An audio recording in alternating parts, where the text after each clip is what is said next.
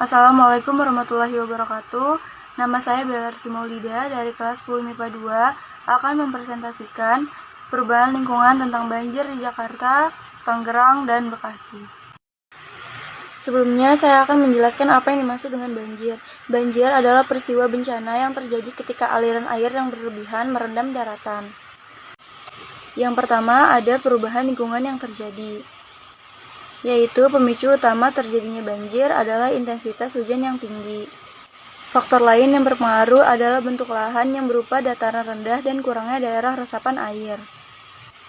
Hujan harian maksimum tahunan di daerah aliran Sungai Ciliwung bervariasi dari 83 mm 1988 sampai dengan 300 mm 2020.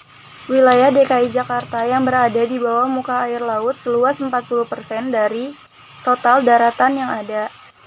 Kondisi ini diperparah dengan penurunan muka tanah yang mengalami penurunan antara 0,18 sampai dengan 2,45 cm per tahun. Berkurangnya daerah resapan karena pertambahan penduduk yang tinggi menyebabkan kebutuhan rumah juga tinggi.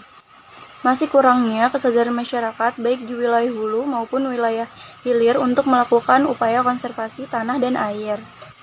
Belum optimalnya pelaksanaan dan penegakan aturan yang berkaitan dengan lingkungan hidup, sungai, daerah lingkungan sungai, serta konservasi tanah dan air baik yang dikeluarkan oleh pemerintah pusat maupun pemerintah daerah. Yang kedua yaitu ada dampak banjir. Dampak banjir yang pertama ada penyebaran penyakit. Air yang kotor tentunya menjadi sarang yang menyenangkan bagi para kuman, virus, dan bakteri. Tidak higienis membuat masyarakat mulai diserang beberapa penyakit seperti gatal-gatal, diare, dan sebagainya. Yang kedua, persediaan air bersih yang langka. Bisa menimbulkan kontaminasi air dari banjir dan membutuhkan membeli air bersih untuk minum. Yang ketiga yaitu gagal panen. Beberapa wilayah daerah perkebunan yang diterjang banjir ada kemungkinan akan mengalami gagal panen, akhirnya hasil tani menjadi langka dan lebih mahal. Yang keempat, beberapa spesies tanaman ada yang mati karena tidak kuat terendam banjir terlalu lama. Yang kelima, ada kerusakan fisik, seperti bangunan, jembatan, kendaraan, jalan raya, selokan, dan kanal. Yang keenam, langka makanan tertentu.